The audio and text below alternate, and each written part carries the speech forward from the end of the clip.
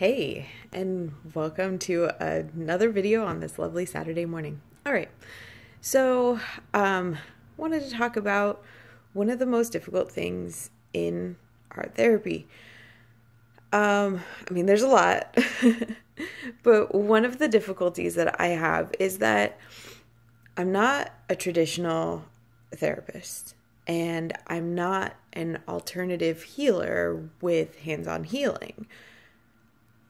I think the best part is that at least all of my treatment plans or like every session is different with my clients, but there's just so much. It's tough because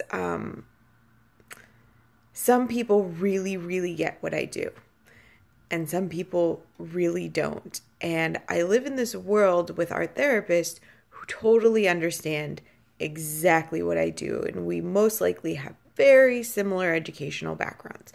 We've learned pretty much the same things. But then I have to convince other people that what I do is valid, and what other art therapists do is just as valid. And it's a very weird place to be. And sometimes I get a little frustrated because I get flustered with my words. And when someone asks that question, and I have gotten it so many times over the years, what is art therapy? And it's really hard because I do want to answer, but at the same time, I'm like, oh my God, it's self-evident. Just like, what do you think would happen in an art therapy session? And they're like, oh, you make art. Yes, that's exactly what I do. Oh my gosh, that's exactly what I do. And, maybe I'm being an asshole by being like, well, what do you think it is? But at the same time, I'm like, I really think that you can figure out what this is. And, at the Rotary in New London, a couple of years ago, I had a chance to meet with Ernest Hewitt, who was the representative of that area at the time. It is now not him. It's not Andre either. It's Chris Soto, I think. But both of them know me. I know Chris through Facebook. I know Ernest through Rotary, and Ernest immediately got it. And I loved that. He's like, oh my gosh, like that could like work for a lot of people. You could work with adolescents. You could work with troubled adolescents. Like, his brain went really fast, really quickly. And oh my gosh, that was so amazing. And, it's really great to have someone who I've had a personal conversation with and who is in politics, who I can just email, hey, this bill is coming up. Please vote for it. We've talked a couple of years ago. We talked last week, whatever, about this art therapy stuff. And and actually that's been happening a lot more lately, where I can just say I'm an art therapist and people are like, oh, that makes so much sense. Oh my gosh, that is so lovely. Oh my gosh, I love that idea. And they'll go off about music helps, so why wouldn't art help? And this is great. People should do it. And I think that's amazing. But I've had many years of this struggle.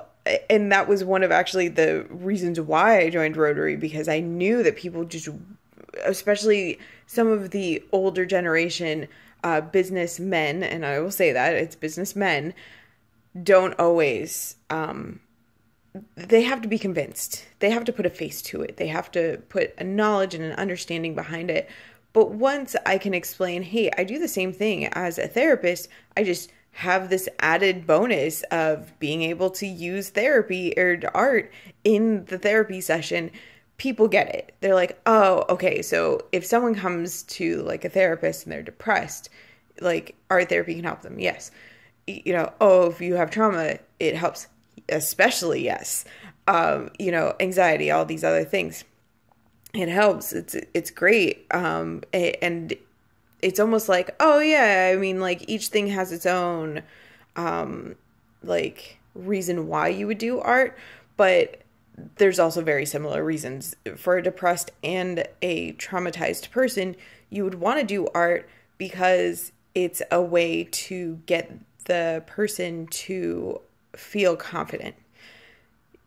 Having that piece of art at the end of a session and they know that they've accomplished something and they can see what they've accomplished in that session is really important.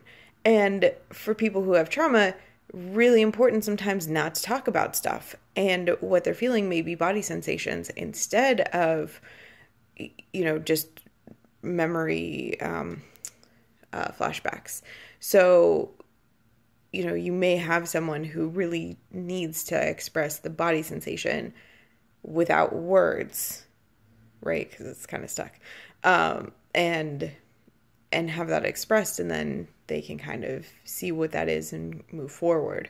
And I think that because I'm not just a straight up psychologist or just a straight up therapist, that's also why insurances don't want to cover this. Like they already don't want to cover me because they don't want to give up their money, and they do these really awful things. Like they'll say that they sent out a check, that they processed a claim, and they actually didn't. I've had this happen to my friends. I've had this happen to a couple of clients. And I luckily United calls people if they haven't deposited their checks, and it's like, hey, what's going on? Did you receive our check? Anthem does not, but Anthem is also the one who will tell me, oh yeah, we've already processed that. There was a check, this number, sent, and they actually don't send it. They don't want to pay people. It's this whole thing, especially out of network people. It's so awful. A lot easier now that I'm on the Anthem panel, but I'm also for some plans being paid significantly less, which is awful. It's awful. Yeah, so there's also that. Yeah. Well, I hope that this was somewhat helpful, and I look forward to talking with any of you and all of you soon. All right, thanks so much.